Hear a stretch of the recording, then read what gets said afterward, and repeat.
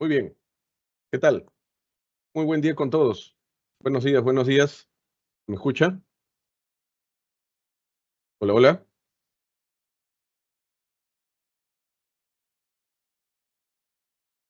Hola, hola, buen día, buen día. ¿Qué tal? Buen día, Jorge. Buen día, Antonio. ¿Cómo están? Bienvenidos a la última sesión. Bienvenidos ya a nuestra sexta sesión del curso.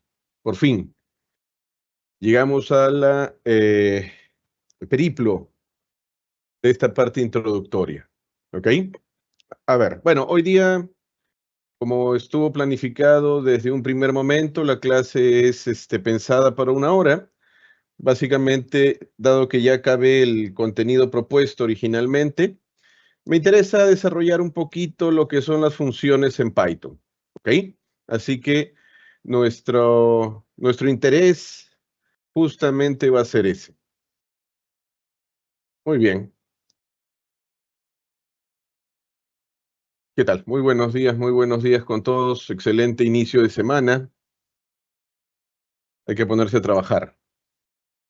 Ya. Muy bien, entonces vamos a crear nuestra carpeta, sesión 6 de hoy, 11 de agosto del 2025.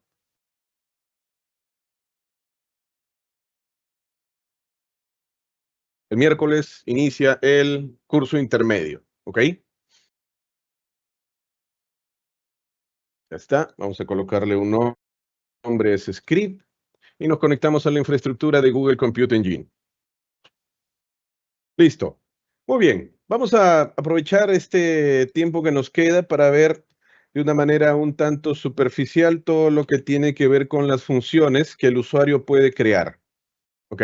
Hemos aprendido técnicas escalables, hemos aprendido técnicas que nos permiten aprender sin problema alguno qué es lo que hace absolutamente cualquier módulo, qué es lo que hace absolutamente cualquiera de los métodos que se puede aplicar literalmente hablando a cualquiera de los tipos de datos que hemos visto. ¿Ok? Ya, pero ahora necesitamos implementar, o por lo menos comenzar a tener nociones de cómo es que nosotros mismos podemos implementar nuestras propias funciones. ¿Ok? Muy bien. Por el lado de la sintaxis, como es de esperar, va a ser relativamente sencillo. ¿Ok? Por el lado de la sintaxis es palabra reservada def, el nombre de la función, entre paréntesis una serie de argumentos, de manera indentada alguna tarea, por ejemplo, este, la última, bueno, no, mejor así. Por fin acabó el peor curso de mi vida. Ya está, ¿ok? Y nada más. Si yo ejecuto esa celda, eso quiere decir que ya tengo cargada en memoria justamente esa función saludo, la cual cada vez que la ejecute va a imprimir justamente esa gran verdad. Para cada ejecución que se encuentra en el range de 10, voy a hacer que esa función se ejecute. Entonces, para cada valor del iterador ejecución, se va a ejecutar la función, es decir, va a mostrar ese print. ¿Ok? Claro. De igual manera, yo puedo empaquetar la generación de una lista de tamaño fijo de números aleatorios. Generación de una lista de tamaño fijo de números aleatorios en el intervalo de 0 a 20. ¿Ok? Vamos a llamarle make notas. No requiere argumento. ¿Ok? No requiere argumento y voy a decir, ¿no? Para cada nota que esté en el range, el número fijo que sea 10. ¿Ok?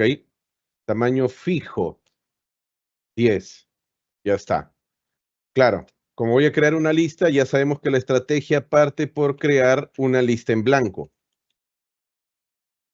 ya sea con el constructor ilis o ya sea con los corchetes. ¿Ok? Entonces, para cada valor del iterador nota, ¿qué es lo que voy a hacer? A lista notas, mediante el método append, le tengo que agregar un número aleatorio. Como ya lo aprendimos, necesito cargar también el módulo random. ¿Ok? Necesito cargar también el módulo random. Entonces, cada vez que se ejecute una iteración de esa estructura repetitiva, voy a poder llamar a mi función runIn, pasarle los argumentos correctos y ya está. Cuando termine eso, puedo pedirle a la computadora, puedo pedirle a la función que justamente me retorne, ¿ok? Esa lista generada, la variable lista notas. De tal manera de que una vez que cargue esa función en memoria, yo voy a poder crear L1 como resultado de aplicar la función makeNotas y mostrar justamente esa variable L1. ¿Ok? Entonces ya empaqueto todo ese funcionamiento justamente en una simple función. ¿Ok? Justamente en una simple función.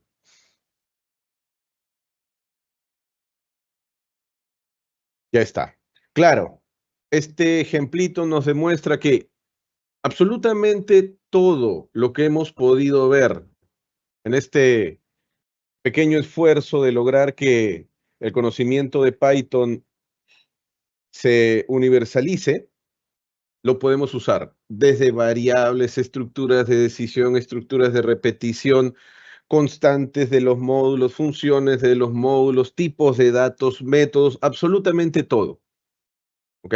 Todo lo que hemos podido aprender va a estar dentro del cuerpo de la función. Hay que recordar que de manera muy natural, la indentación va a indicar justamente cuál es el cuerpo de la función. Entonces acá iniciaría la implementación y donde termina la indentación, finaliza la implementación. ¿Ok? Entonces, de manera muy natural, de manera análoga a cómo trabajamos con ya sea una estructura de control o varias estructuras de control, ya sean independientes o anidadas, esa misma idea de tener a la indentación como una estructura de jerarquización, también se repite para las funciones que nosotros mismos vayamos a implementar.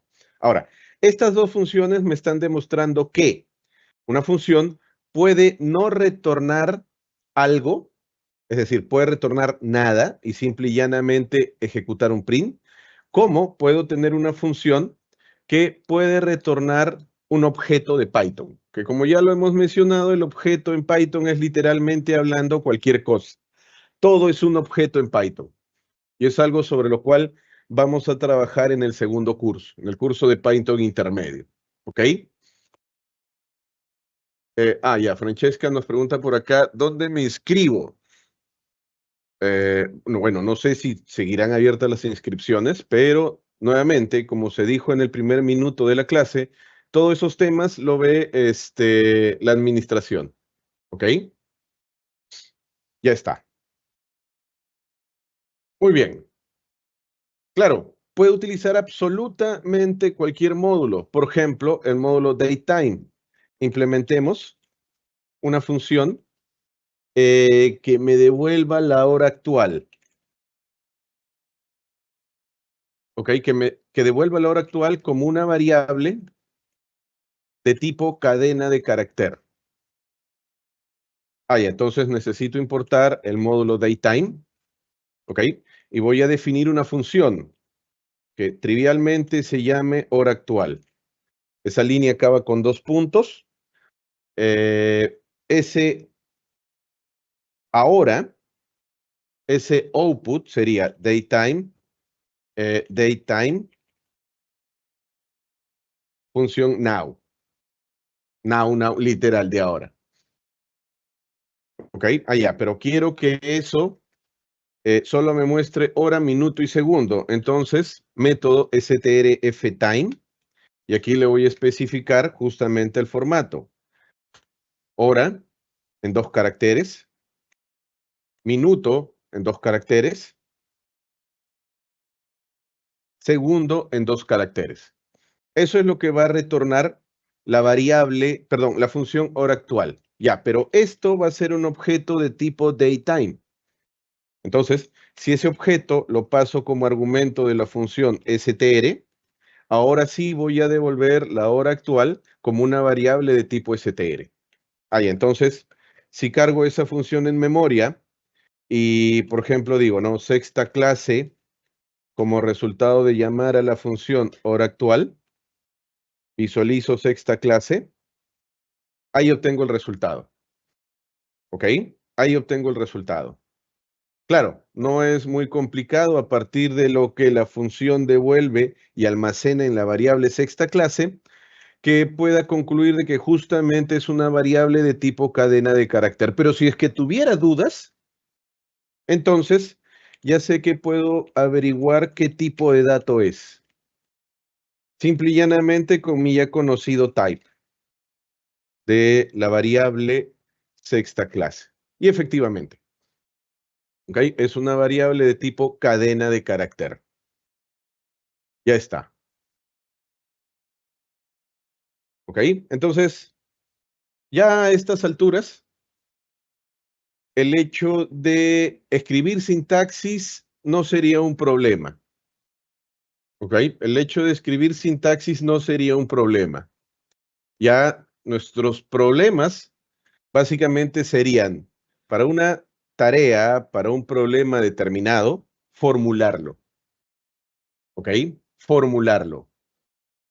Si tengo un problema, no sé, de resolver una ecuación diferencial ordinaria, lineal y de primer orden, ya, entonces, tal vez mi primera preocupación sea justamente la de conocer el método de Euler. Pero si tal vez mi problema que se formula como una ecuación diferencial ordinaria tiene ciertas limitaciones con el método de Euler, entonces mi problema sería manejar un método un poco más abstracto, más matemático, más general, no tan trivial. Por ejemplo, alguno de los métodos de la familia Runge-Kutta. Y así, absolutamente para cualquier problema.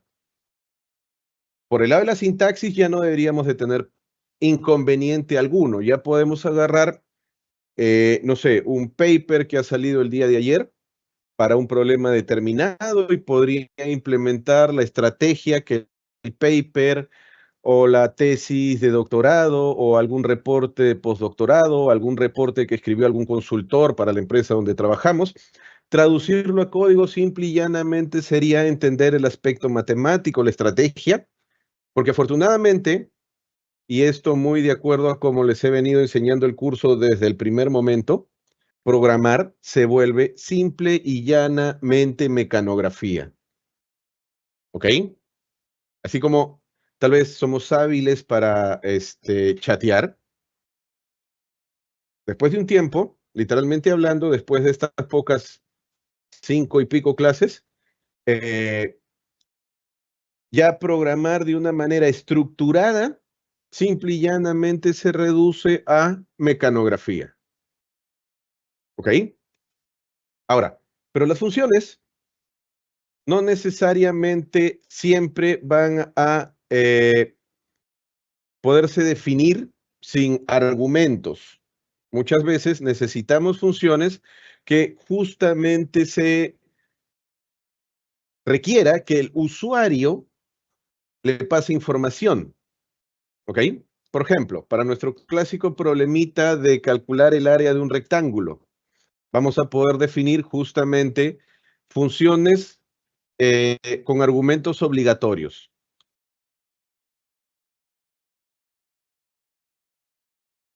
¿Ok? Funciones, ya, vamos a agrandar esto. Ya, funciones con argumentos obligatorios. ¿Ok? ¿Qué implica implementar una función con un argumento o una función con argumentos obligatorios? Que justamente se requieren parámetros específicos para operar.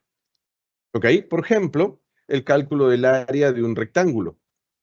¿Ok? Yo voy a definir mi función área rectángulo que requiere justamente los argumentos base, altura.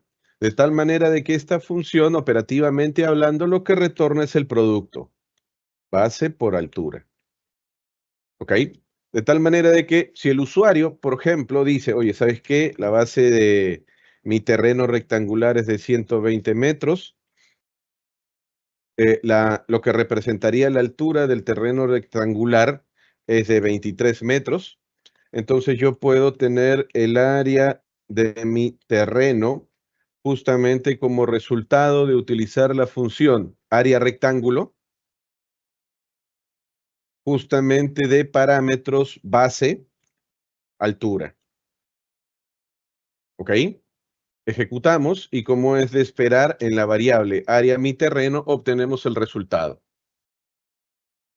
¿Ok? De igual manera, podríamos implementar absolutamente cualquier lógica. Por ejemplo, dado un número entero, quiero validar si es primo o no. Dado un número entero, argumento obligatorio,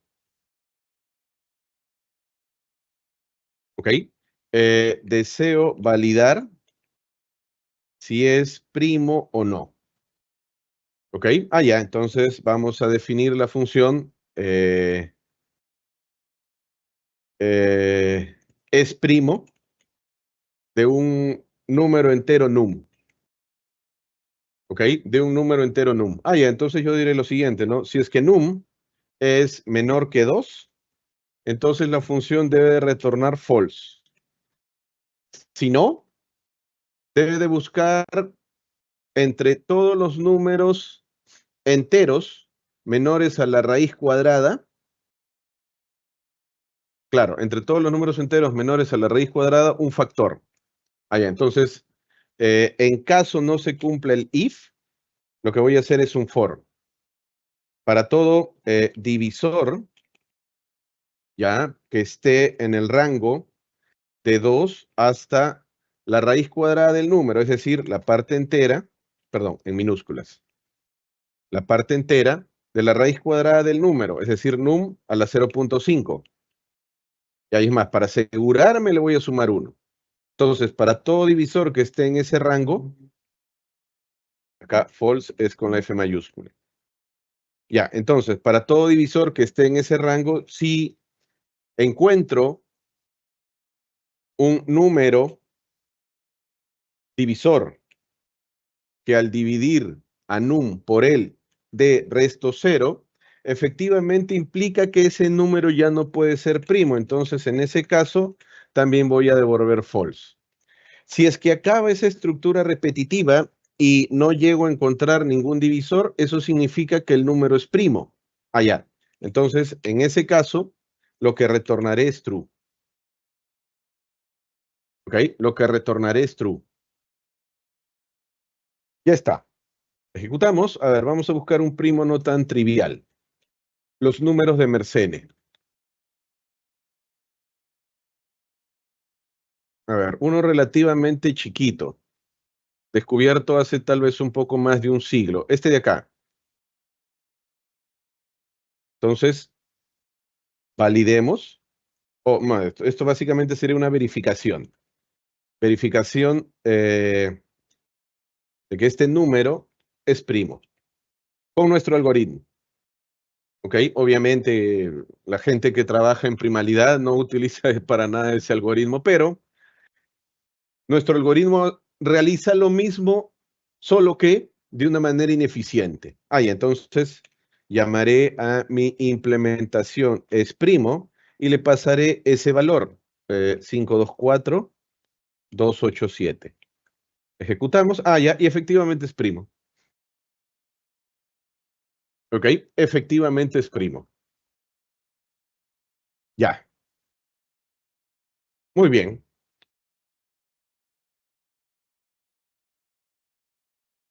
Ya. Pero también las funciones pueden tener la necesidad de considerar argumentos opcionales. ¿Ok? Pueden tener la necesidad de considerar argumentos opcionales. ¿Ok? A ver. Entonces también podemos tener ese escenario. Funciones que consideren argumentos opcionales. Claro está,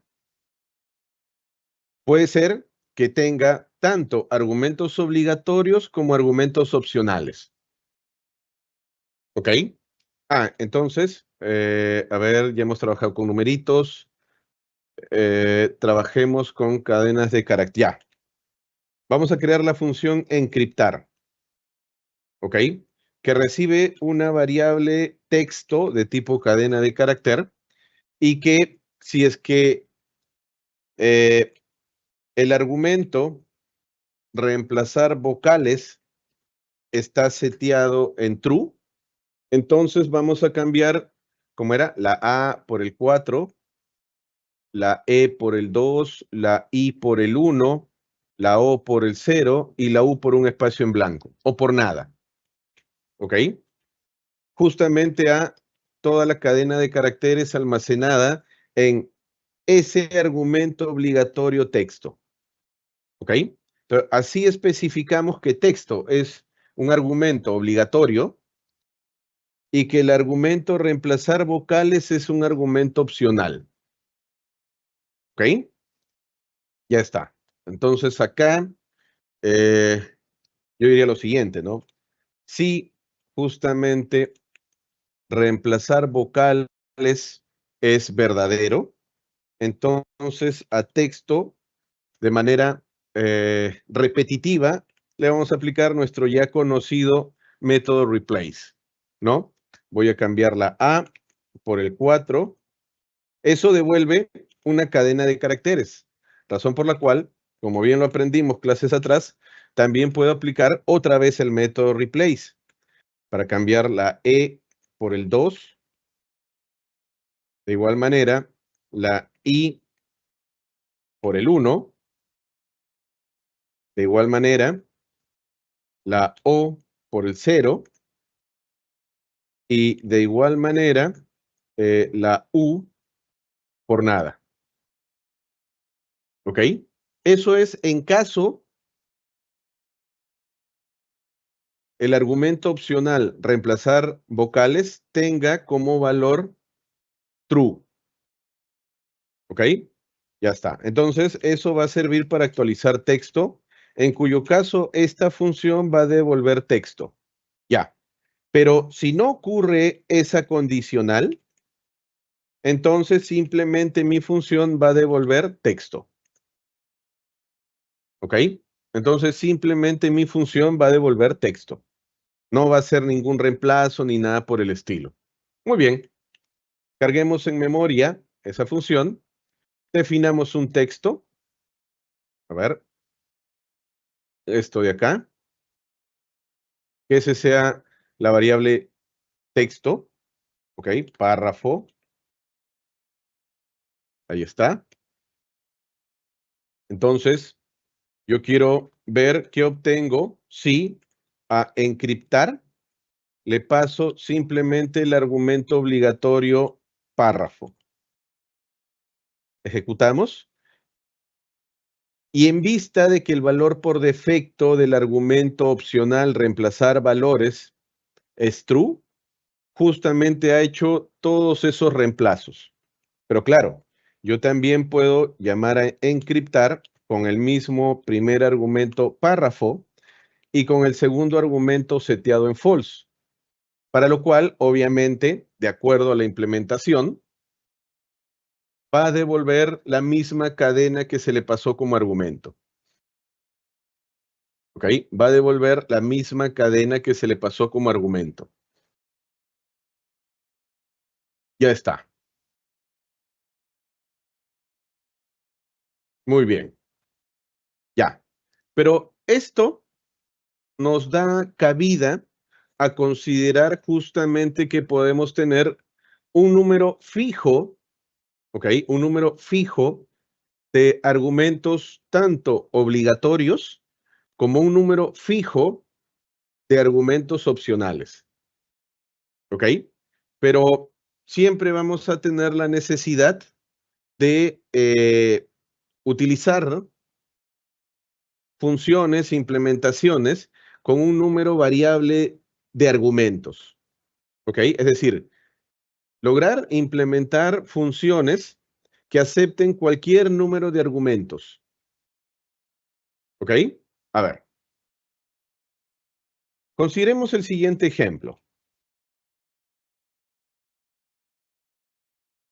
¿Ok? Una función suma. ¿Ok? Una función suma de argumentos a, b, que lo que hace es retornar justamente a más b.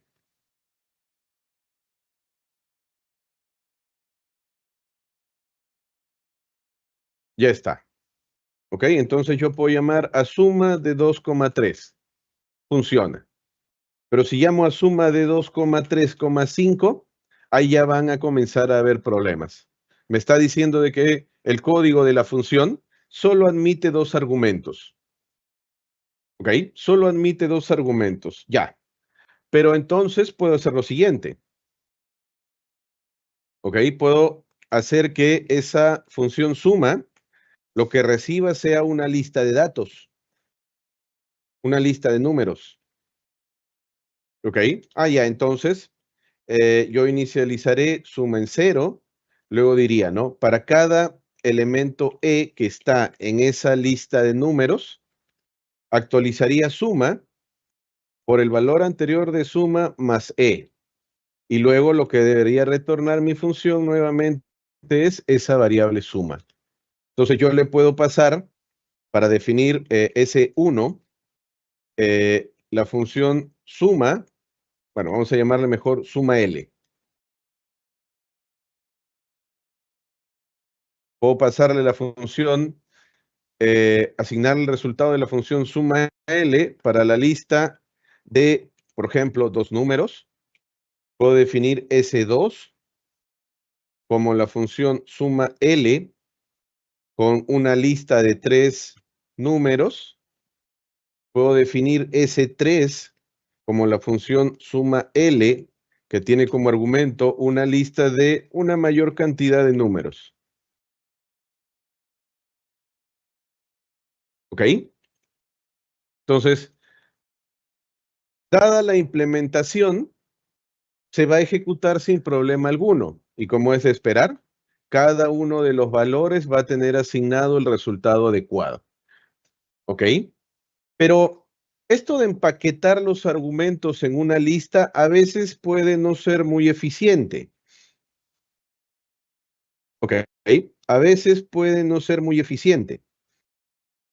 Para eso, justamente, para poder implementar una función que acepte cualquier número de argumentos, porque acá, si bien es cierto, esta implementación puede aceptar cualquier número de argumentos, en realidad nos está obligando a empaquetar.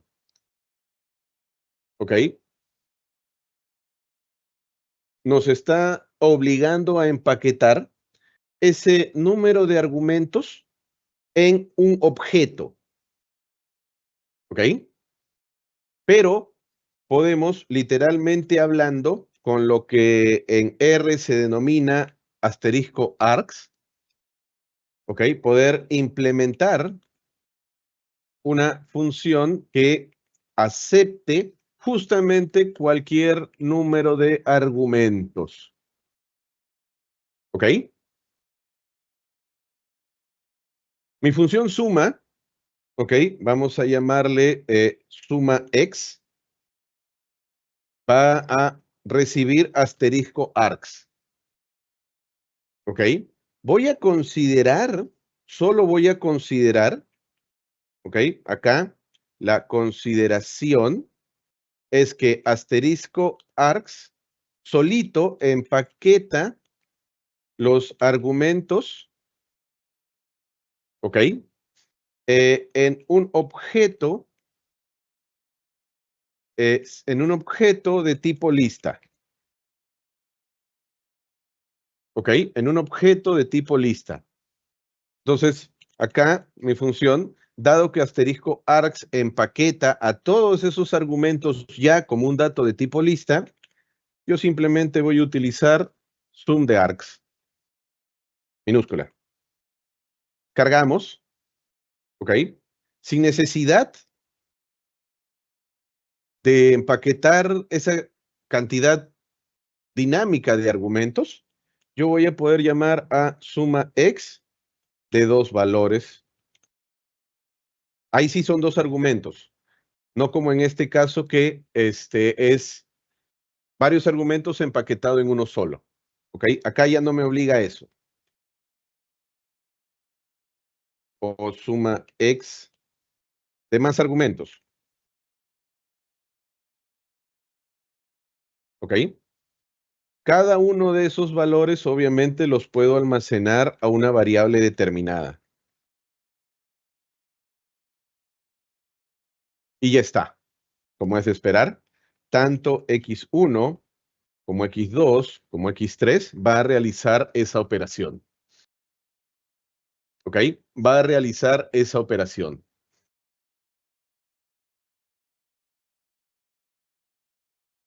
¿Ok? Pero sin la necesidad de empaquetar ese número de argumentos, que puede ser dinámico, en un único objeto de tipo lista. No, internamente ya Python se encarga de ello. ¿Ok? Internamente ya Python lo hace.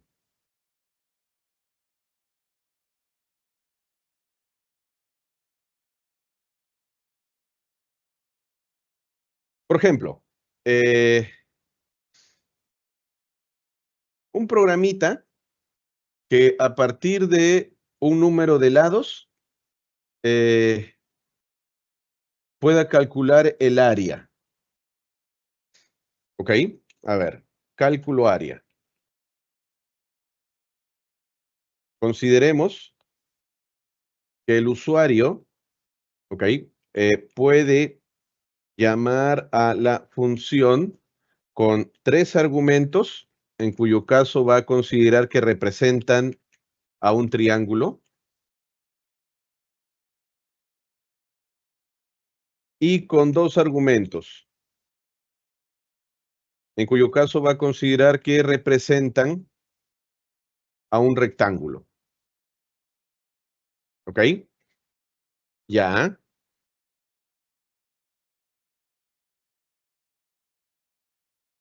Ah, ya. Bueno, entonces sería así, ¿no? Def, vamos a llamarle área polígono de asterisco lados. ¿Ok? Ya sabemos que todos esos argumentos los va a empaquetar en un objeto de tipo lista. Ese objeto de tipo lista va a ser justamente la variable lados. Ya. Entonces, si esa lista tiene tres elementos, entonces voy a utilizar la fórmula de Herón.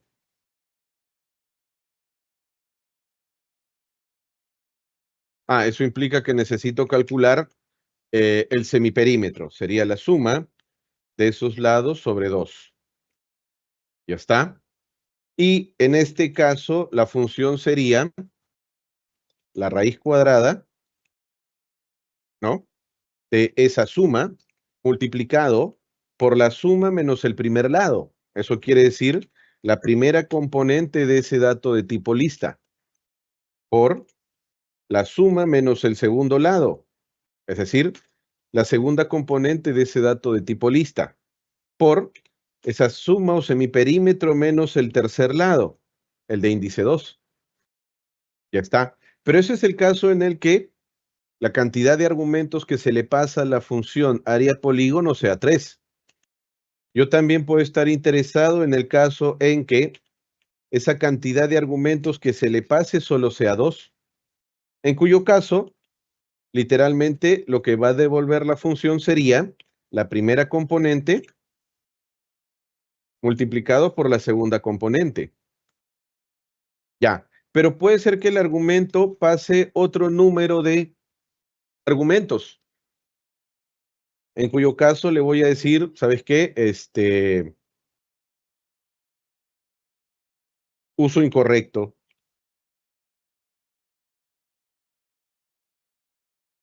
Ya está. Uso incorrecto. Muy bien. Carguemos en memoria y llamemos a la función área polígono con 3 argumentos, 3, 4 y 5. Ejecutamos y ese es el área. ¿Ok?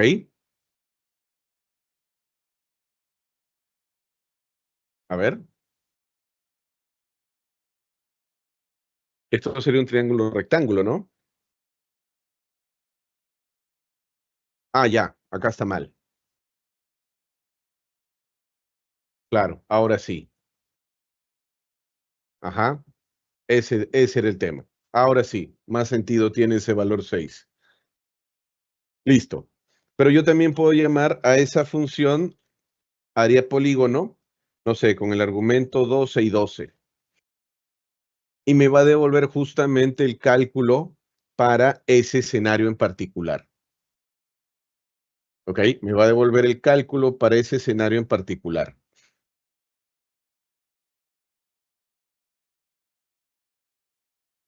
¿Ok? O, por ejemplo, una función que me devuelva ciertos elementos descriptivos.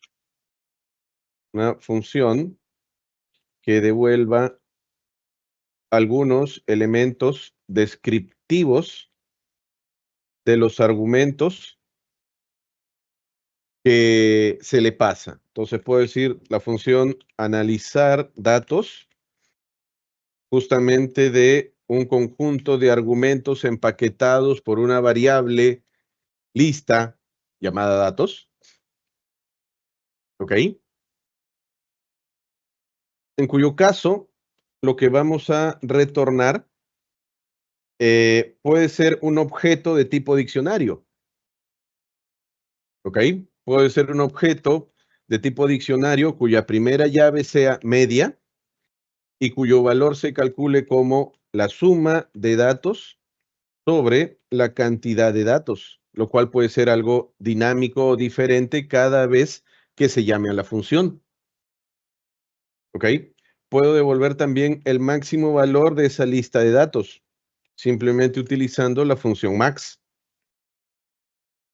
¿Ok? O puedo devolver el mínimo valor de esa lista de datos, simplemente utilizando la función min. Pero todo eso empaquetado en un diccionario. Entonces, si yo le especifico a la función, no sé, algunos valores,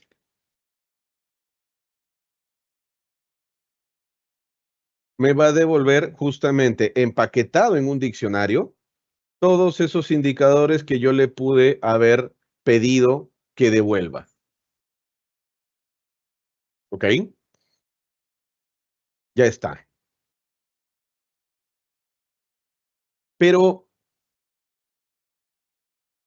acá no tengo en cuenta si es que alguno de esos argumentos representa, no sé, a un número de iteraciones, representa una tolerancia, representa una edad, a un peso, representa el nombre, representa la versión del modelo.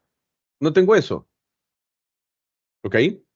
Por eso es que Python también admite lo que se denomina argumentos de palabras clave. Es decir, cuando ya puedo asignarle un nombre a esos argumentos, ¿ok? Los cuales obviamente también puede ser de tamaño dinámico. Entonces, esos son las funciones con argumentos de palabra clave, ¿ok? Son funciones que efectivamente aceptan cualquier número de argumentos, pero esos argumentos pueden tener un nombre determinado, ¿ok? Eso implica también que debería de poder acceder justamente a los nombres de argumentos que estoy usando, ¿ok? Por ejemplo, eh, vamos a definir la función mostrar data. Esa función va a recibir el objeto asterisco asterisco kw args. ¿Ok? En este escenario, he de considerar que KWArgs es un diccionario. ¿Ok? He de considerar que KWArgs es un diccionario. Ya está. Ah, ya. Entonces, si es un diccionario, yo debería de poder acceder a sus llaves, debería de poder acceder a sus valores, o es más, como lo vimos en clase, puedo acceder a sus elementos, que como bien sabemos, siempre va a ser un par, conformado por la llave y el valor. Entonces, para cada llave, valor, ¿ok? Que esté en el resultado de aplicar al objeto KWArgs el método items, podemos justamente recuperar esa información. Puedo decirle al usuario, ¿sabes qué? La llave que le acabas de pasar es llave y luego el valor que le acabas de pasar es valor. Ya está. Ejecutamos esto y yo puedo llamar a esa función mostrar data, por ejemplo, de argumento nombre, valor, Abraham. De argumento edad, el valor a ese argumento, 43. El argumento estatura, 1,85. Entonces, eh, a ver, ¿por qué me está? No, quick fixes. Ah, no, pues es argumento, no es variable.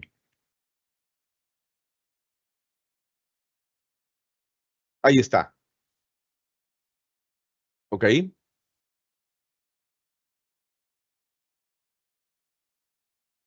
Me recupera. La llave nombre tiene el valor Abraham. La llave edad tiene el valor 43. La llave estatura tiene el valor 1,85. Pero soy capaz justamente de controlar y de recuperar el nombre de los argumentos que le puedo estar pasando. Y así como le puedo pasar 3, le puedo pasar muchísimo más. Por ejemplo, acá el argumento peso, 105. ¿Ok? El argumento, no sé, carrera, matemática. Ejecutamos y me va a devolver justamente la llave y el valor asignado. La llave y el valor asignado. Así sean 3 o así sean 5. ¿Por qué? Porque nuevamente, ese objeto KWArgs justamente se va a comportar como un diccionario dentro de la función. ¿Ok? Se va a comportar como un diccionario dentro de la función.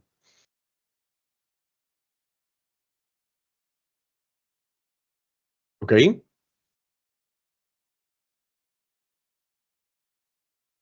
Por ejemplo, yo quiero actualizar la configuración de un servidor con unas configuraciones base. ¿Ok? Quiero actualizar la configuración de un servidor a partir, a partir de unas configuraciones de fábrica. Ah, ya. A ver. A ver, entonces sería palabra reservada def, update, conf, asterisco, asterisco, opciones. Ya está. Yo voy a tener unas configuraciones de fábrica. ¿Ok? Esas configuraciones de fábrica, por ejemplo, que sea el puerto, el valor 8080 y el timeout, el valor 30. ¿Ok? Y lo que quiero utilizar para actualizar esas configuraciones de fábrica es justamente el diccionario opciones. ¿Ok?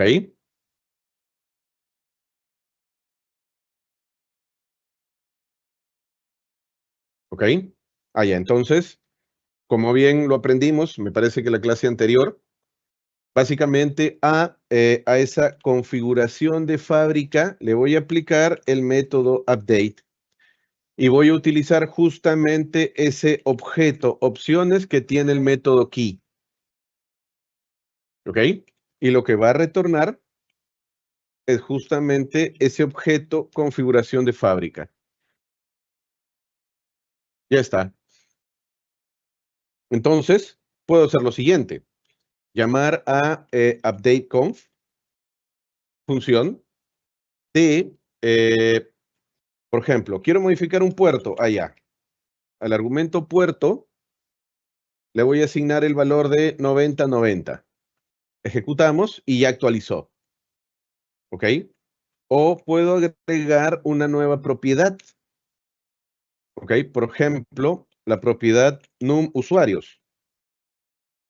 Acá le puedo decir, por ejemplo, 123. Ejecutamos y manteniendo el valor de fábrica, agrega ese nuevo elemento al diccionario de configuración.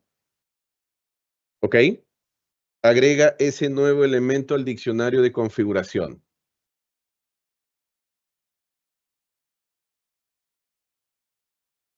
¿Ok? Entonces, a partir de un diccionario base, obviamente, dependiendo de la representación que busco lograr en esa variable, ya sea, por ejemplo, para, no sé, la administración de los cursos de una carrera, o ya sea, por ejemplo, el stock que puedo tener en almacén, o ya sea, por ejemplo, los colaboradores que puedo tener en la empresa, o ya sea, por ejemplo, una lista de mercado, puedo actualizar. ¿Ok? Claro, justamente esto nos está demostrando que esa actualización, o en todo caso, modificación, puede tener una cantidad dinámica de elementos. ¿Ok? Puede tener una cantidad dinámica de elementos. ¿Está bien? Pero ¿cómo es de esperar? También puedo implementar funciones que combinen argumentos posicionales, los cuales justamente se empaquetan en asterisco args, y argumentos por nombre, los cuales justamente se empaquetan en kwargs. ¿Ok? Podemos implementar funciones que combinen argumentos posicionales, estos empaquetados en args, o bueno, para ser más específico, asterisco args, y argumentos por nombre, esos empaquetados en asterisco kwargs. ¿Ok? Ya está. Por ejemplo, a ver,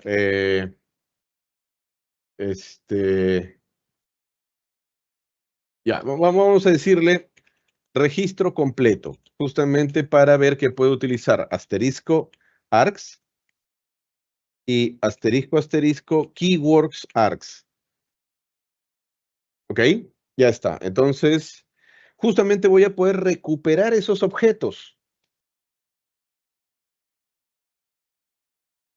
Voy a poder recuperar args que no requieren nombre y kwargs que justamente van a ser los que sí requieren nombre. Ya, entonces mínimamente los voy a poder printear. Argumentos posicionales. Justamente acá utilizamos una lista args. Esos argumentos van a estar empaquetados en args. ¿Ok? Pero también eso me indica que puedo recuperar los argumentos por nombre. ¿Ok? Ese keyword, kwargs. ¿Ok? Donde, como bien sabemos, básicamente está formado por pares, llave, valor. Ya. Y todo eso va a estar empaquetado justamente en el argumento kwargs. Perdón, print. Ya está. ¿Ok? Ah, muy bien. Entonces yo puedo llamar a mi función registro completo de, no sé, 666, 0, 1, de argumento nombre, Abraham, apellido,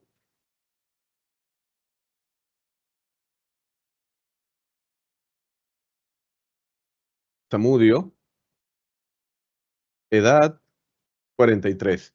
Entonces lo que me va a retornar es justamente que ARGS empaqueta esos argumentos en una lista y que KWARGS los empaqueta en un diccionario. ¿Ok? Puedo empaquetar eso. Bueno, claro, acá ayudaría, creo que, ponerle una flechita que me indique justamente lo que estoy obteniendo. Actualizamos la función y actualizamos la ejecución. Y efectivamente, ¿no? Entonces, ARGS me empaqueta las cosas, bueno, literalmente hablando, en una tupla, y KWARGS me empaqueta esos argumentos, literalmente hablando, en un diccionario. ¿Ok? Me permite esa libertad. Entonces, todos estos escenarios, justamente van a servir para implementar funciones. ¿Ok? Podemos tener funciones muy útiles para tareas muy predefinidas. ¿Ok? Como por ejemplo, esa función que no requiere argumento alguno, no requiere parámetro alguno. ¿Ok? Simplemente hace algo fijo. ¿Ok? Simplemente hace algo fijo. Luego podemos tener argumentos obligatorios y opcionales. ¿Ok? Como acá. Podemos tener argumentos obligatorios y opcionales, que claro está, nos permite justamente personalizar el comportamiento de la función. ¿Ok? Y finalmente podemos tener tanto de manera separada como de manera junta asterisco args y asterisco asterisco KWARGS, que básicamente fueron pensados para los escenarios en los cuales requiero funciones que manejen entradas dinámicas y estructuras más complejas. ¿Ok? Vamos a colocar eso como una especie de conclusión. Entonces tenemos funciones sin parámetros. Allá, estos están pensados justamente para tareas predefinidas.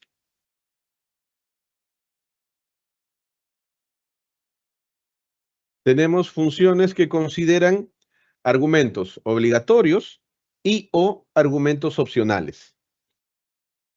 Funciones con parámetros obligatorios y o opcionales. ¿Ok? Estos básicamente están pensados para personalizar el comportamiento. ¿Ok? Son funciones que permiten la personalización del comportamiento. ¿Ok? Y finalmente tenemos funciones que manejan entradas dinámicas y estructuras complejas, es decir, funciones que utilizan asterisco args, que básicamente es una tupla, y asterisco asterisco KWARGS, que básicamente es un diccionario. Ok, acá mejor vamos a poner esto como código y esto también, para que me respete el asterisco asterisco. Ya está. Ok. Estos mecanismos que los hemos podido manejar desde una manera muy práctica, con ejemplos sumamente sencillos, justamente son los mecanismos esenciales que provee Python para crear código que sea modular, código que sea mantenible y código que sea adaptable. ¿Ok? Esta forma de implementar funciones justamente es la clara demostración de que en Python tú puedes implementar desde scripts sumamente sencillos, como los que hemos visto en las primeras 5 sesiones, hasta sistemas muchísimo más robustos orientados a sistemas empresariales. ¿Ok? Estas formas que tenemos de empaquetar todo lo que ya hemos visto en las primeras 5 sesiones, justamente nos va a permitir, literalmente hablando, implementar absolutamente y sin excepciones cualquier cosa, cualquier necesidad, cualquier problema, ya sea del ámbito numérico, ¿ok? Como por ejemplo, ¿no? Algún método numérico utilizando argumentos obligatorios, argumentos opcionales y args y kw-args. ¿Ok? En realidad, eh, estos dos primeros, ¿ok? Son más adecuados de utilizar cuando mi función, ¿ok? Busque interoperar con otras funciones, ¿ok? Busque interoperar con otras funciones. En cambio, estos que dan muchísima más libertad, es más adecuado utilizarlo cuando las funciones busquen interactuar con una persona, con un usuario, por la libertad que permiten. ¿Ok? Por ejemplo, estos de acá con kw-args no le interesa el orden de los argumentos si es que tú le pones un nombre. ¿Ok? Entonces, ya no hay límites. El único límite que uno pueda tener para programar al ya finalizar este curso es simple y llanamente su imaginación o el conocimiento técnico que pueda tener en un área específica. Claro, si quiero resolver, no sé, una ecuación diferencial parcial, entonces tengo que conocer un poco los algoritmos de esa área. Si quiero resolver un problema de optimización, también tengo que conocer un poco de esa área. Pero claro, como ya lo hemos visto, no voy a estar implementando desde cero todo, no voy a estar reinventando la rueda. Afortunadamente, existen más de 660,000 módulos para hacer prácticamente cualquier cosa en Python. ¿Ok? Muy bien. Pero claro, como cada aspecto que hemos visto en este curso básico, también esto que hemos podido llegar y que parece muy robusto, también va a tener límites. Es natural. Siempre hay una frontera. ¿Ok? Ya depende de nosotros que esa frontera sea cada vez más extensa. La siguiente evolución la vamos a hacer ya en el curso intermedio, donde vamos a cambiar un poquito este paradigma clásico de la programación estructurada a un paradigma un poco más moderno y definitivamente muchísimo más escalable, que tiene que ver con el paradigma de la programación orientada a objetos. ¿Ok? Y ese sería nuestro segundo escalón. Luego de acabar ese curso, o creo que en paralelo, a ver,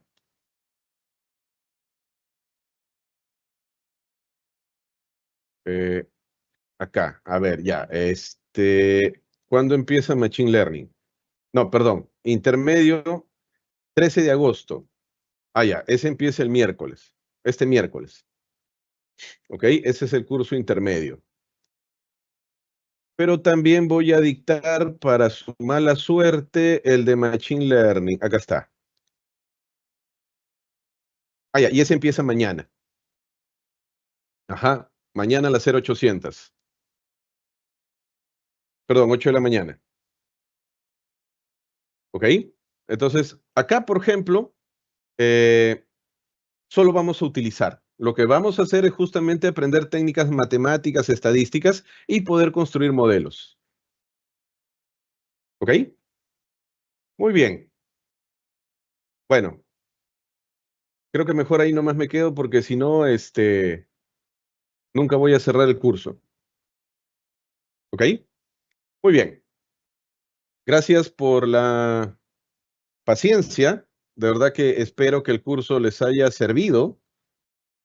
¿Ok? Y que sobre todo, siempre mi idea en este curso es que a partir de él ya puedan consumir absolutamente sin excepción cualquier recurso que puedan encontrar por ahí.